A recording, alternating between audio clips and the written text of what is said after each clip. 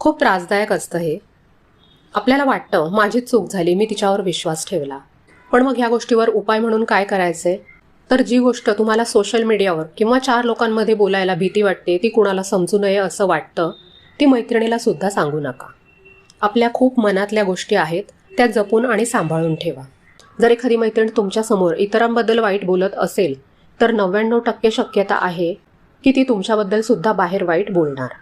अशा मैत्रिणींपासून हळूहळू दूर व्हा. आपण इथे नेहमी सांगतो की स्वतःची पॉझिटिव्ह एनर्जी आहे ना, तिला खूप जपा. राहिला प्रश्न फक्त दुःख किंवा बॅड न्यूज शेअर करणाऱ्या मैत्रिणींबद्दल. तर ह्या मैत्रिणी अशा असतात ज्यांना फक्त घ्यायचं माहीत असतं, द्यायचं नाही. त्या फक्त त्यांचे प्रॉब्लेम्स, त्यांच्या अडचणी, त्यांचं रडगाणं तुमच्यासमोर गात बसतात. तुम्ही त्यांना आधार देता, सल्ला देता, वेळ देता, पण जेव्हा तुम्हाला त्यांच्या आधाराची गरज असते तेव्हा त्या गायब होतात. अशावेळी स्वतःला एक सवय लावा.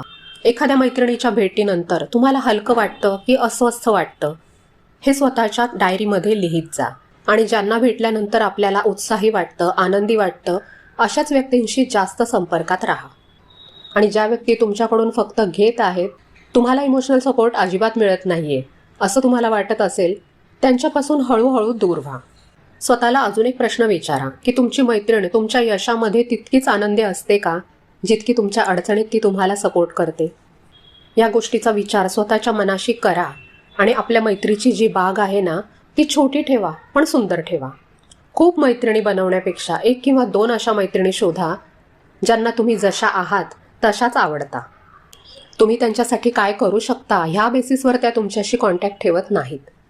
आणि आयुष्यात सगळ्या स्टेजला मैत्रिणींचा सेम सेट आपल्यासोबत राहील अशी अपेक्षा करू नका. जुनी मैत्री जपण्याचा प्रयत्न करत बसू नका. नाती बदलतात, लोक बदलतात. काही कारणाने जर एखादी व्यक्ती दूर जात असेल तर तिला जाऊ द्या.